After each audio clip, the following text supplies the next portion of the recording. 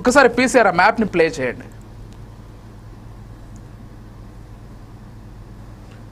మనం చూసుకున్నట్లయితే తెలుగుదేశం పార్టీకి 45.60% ఓట్ షేర్ వచ్చింది. దాంతోపాటుగా వైఎస్ఆర్ కాంగ్రెస్ పార్టీకి 39.37% ఓట్ షేర్ వచ్చింది. జనసేన పార్టీకి 6.85% ఓట్ షేర్ వచ్చింది. వాళ్ళు తక్కువ సీట్లలోనే పోటీ చేశారు. ఇక భారతీయ జనతా పార్టీకి అయితే అంతకంటే తక్కువ వచ్చింది. ఇది మొత్తంగా ఓటు షేర్కి సంబంధించి మనం గమనించినట్లయితే ఈ విధంగా ఓటు షేర్ వచ్చింది. హైయెస్ట్ తెలుగుదేశం పార్టీకి, దాని తర్వాత వైఎస్ఆర్ కాంగ్రెస్ పార్టీకి, దాని తర్వాత జనసేనకి, భారతీయ జనతా పార్టీకి 2.83%. ఇతరులకి అంటే పాల్గొన్నటువంటి ఇతరులకి లేకపోతే నోటా ఇవన్నీ కలిపి 5.35% వచ్చింది. ఇది మొత్తంగా ఓటు షేర్. మనం చూసుకున్నట్లయితే టీడీపీ తర్వాత వైసీపీ పార్టీనే ఉంది రాష్ట్రంలో ఓటు శాతం మనం గమనించినట్లయితే. ఇప్పుడు వైసీపీ ప్రధానంగా దీన్నే అడుగుతోంది. ఓటు శాతం మాకు ఎక్కువగా ఉంది కాబట్టి రాష్ట్రంలో దీన్ని ప్రాతిపాదికన చేసుకొని మాకు ప్రతిపక్ష హోదా ఇవ్వాలనేటువంటి చర్చ వాళ్ళు తీసుకొస్తున్నారు. ఒక్కసారి సీట్ల శాతం కూడా ఒక్కసారి చూద్దాం. ఎందుకంటే రాజ్యాంగబద్ధంగా సీట్లను బట్టే ప్రతిపక్ష హోదా, అధికార పక్ష హోదా ఇవన్నీ కూడా ఉంటాయి కాబట్టి ఒక్కసారి ఆ సీట్ల శాతాన్ని కూడా ప్లే చేయండి. తెలుగుదేశం పార్టీకి 77.14%, జనసేన పార్టీకి 12%, వైఎస్ఆర్ కాంగ్రెస్ పార్టీకి 6.29%, భారతీయ జనతా పార్టీకి 4.57%. వీళ్ళే రాష్ట్రంలో గెలిచింది. ఇతర పార్టీల వాళ్ళు ఏ ఒక్కరు కూడా గెలవలేదు కాబట్టి క్లియర్గా చూడొచ్చు. మొదటి స్థానంలో తెలుగుదేశం పార్టీ ఉంది, రెండవ స్థానంలో జనసేన పార్టీ ఉంది. వాళ్ళు 100% స్ట్రైక్ రేట్ తెచ్చుకున్నారు, నిలబడ్డటువంటి అన్ని స్థానాల్లో గెలిచారు కాబట్టి పూర్తిగా 12% వాళ్ళకు ఉంది. దాంట్లో సగం మాత్రమే వైఎస్ఆర్ కాంగ్రెస్ పార్టీకి ఉంది, 6.29%. ఇక్కడ మనకు విషయాన్ని చాలా స్పష్టంగా గమనించాలి. రాజ్యాంగం ప్రకారం ఏం చెప్తున్నారంటే 10% ఓటు శాతం కాకుండా సీట్ల శాతం 10% దాటితేనే, లేకపోతే 10% ఉంటేనే ప్రతిపక్ష హోదాకి అర్హులు అవుతారు. అంతకంటే తక్కువ ఉంటే అవ్వరని చెప్తున్నారు. ఇక్కడ మనం గమనించినట్లయితే 6.29% మాత్రమే సీట్ల షేర్ ఉంది కాబట్టి అసలు రాజ్యాంగబద్ధంగా ప్రతిపక్ష హోదా ఇవ్వడానికే లేదు. అసలు మమ్మల్ని మీరు ఏ విధంగా క్వశ్చన్ చేస్తారంటూ కూటమి నేతలు వాళ్ళ ప్రశ్నలు లేవనెత్తుతున్నారు. సో ఒక్కసారి వైఎస్ఆర్ కాంగ్రెస్ పార్టీ నుంచి యాడ్ అయ్యారు లక్ష్మణ్ గారు. ఒకసారి లక్ష్మణ్ గారితో మాట్లాడడం, ఎందుకంటే వారి పార్టీకి సంబంధించి ప్రధానంగా ఈ చర్చ జరుగుతుంది కాబట్టి. లక్ష్మణ్ గారు, గుడ్ ఈవినింగ్ అండి. గుడ్ ఈవినింగ్ అండి. Good evening. లక్ష్మణ్ గారు, ఎలా చూస్తారండి? అంటే సీట్ల శాతాన్ని బట్టి అసలు ఇవ్వడానికి రాజ్యాంగమే ఒప్పుకోదు, అసలు ఈ చర్చను తీసుకురావడం ఏంటి? వచ్చి పాల్గొంటే తగినంత సమయం కేటాయిస్తా, మీరు అడగాల్సింది అడగొచ్చు, ప్రశ్నించాల్సింది ప్రశ్నించవచ్చు అసెంబ్లీలో, అసలు రాకుండా ఎగ్గొట్టడానికి మాత్రమే ఇవన్నీ కారణాలు ఎత్తుకుంటున్నారు అంటూ కూటమి నేతలు అందరూ మూకమ్మడిగా చేసేటువంటి ఆరోపణ. ఈరోజు జనసేన పార్టీ అధినేత పవన్ కళ్యాణ్ గారు కూడా మీడియా ముఖంగా చెప్పినటువంటి విషయం కూడా ఇదే. ఎలా చూస్తారు?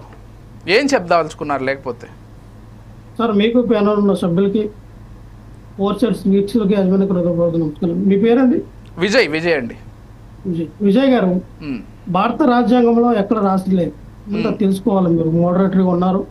ఎవరో టీడీపీ నాయకులు, బీజేపీ నాయకులు చెప్పింది మీరు వినేసి మోడరేటరింగ్ చేస్తే మీరు ఇబ్బంది పడదు.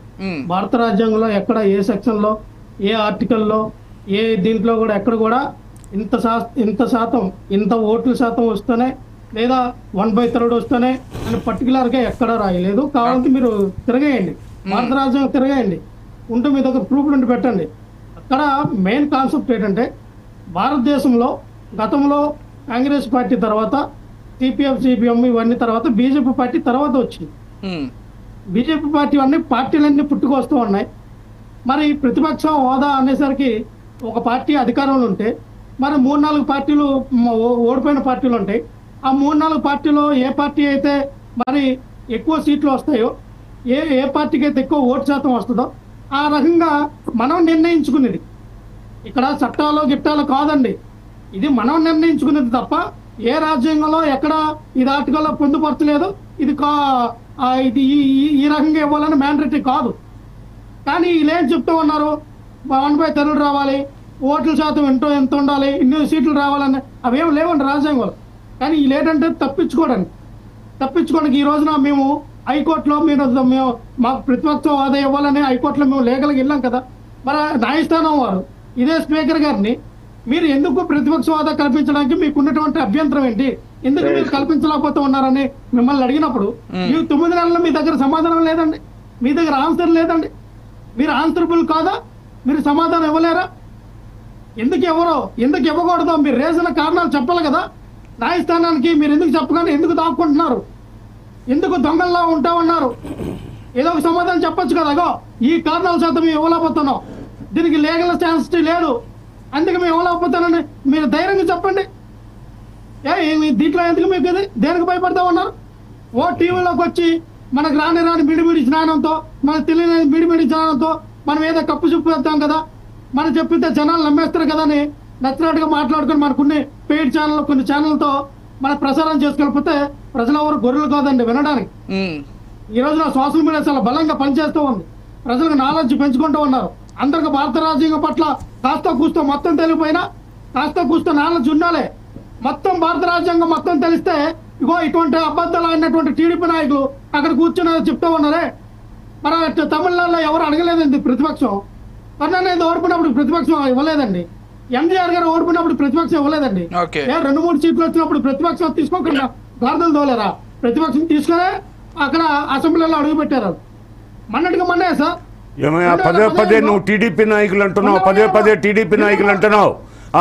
రాజ్యాంగంలో లేకపోవచ్చు, రాజ్యాంగంలో లేకపోవచ్చు, ఒక్క నిమిషం అండి. సరే రాజ్యాంగంలో లేకపోవచ్చు, వాళ్ళని చెప్పనివ్వండి. ఆచారాలు సాంప్రదాయాలు ఉన్నాయి. రైట్, వారిని పూర్తి చేయనివ్వండి. మీ పేరు ఎత్తలేదే. అది కాదు, మమ్మల్ని ఇప్పుడు ఇక్కడ కూర్చొని ఉండే అన్నావు, ఇక్కడ కూర్చొని ఉండే అన్నావు. నాయకులు అన్నాను. ఇప్పుడు రాజ్యాంగంలో లేనంత మాత్రాన ప్రతిదీ ఉండదు. రాజ్యాంగంలో మంచిది కాదండి, అది సభ్యత కాదు. ఇక్కడ కూర్చొని ఉండే మీ దగ్గర వాళ్ళు చెప్పిన మీరు వింటారు, ఇక్కడ కూర్చొని ఉండే లేదు.